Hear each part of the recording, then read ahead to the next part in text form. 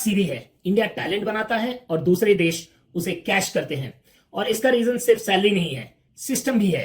हर साल हम 15 lakh engineers, 10 lakh science grades और world class IIT IIM toppers बनाते हैं, पर ग्रोथ मिलता है किसको? यूएस को, यूके को, कनाडा को। इंडियंस दुनिया में सबसे डिमांडेड वर्कफोर्स है। इसका डेटा सुन लो, यूएस में 70% H1B वीजा इंडियंस उठा ले जाते हैं। सिलिकॉन वैली में 40% स्टार्टअप्स इंडियंस ने बनाए हैं। यूके एंड यूएस में 1 out of 10 doctors Indian origin का है।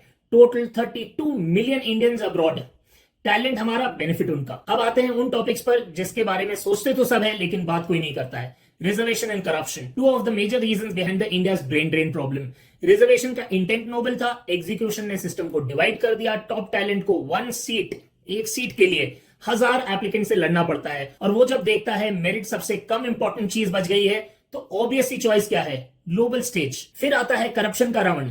कॉलेज एडमिशंस में जुगाड़, गवर्नमेंट जॉब्स में delays, plus recommendations, research grants में बायस, पब्लिक इंस्टीट्यूशंस में स्लो ब्यूरोक्रेसी। यंग इंडिया देखता है क्या? कि यहाँ सिस्टम स्लो है, अनफेयर है और पॉलिटिकली लोडेड है। और फिर डिसीजन सिंपल हो जाता है, चलो वहां जहां मेरी वैल्यू मेरे स्किल से डिसाइड होती है। No look at this, India उन्हें ट्रेन करता है, पेरेंट्स लैक्स ऑफ रुपीस खर्च करते हैं, गवर्नमेंट सब्सिडाइज करती है, और जब टैलेंट पीक प्रोडक्टिविटी पर आता है तब क्या?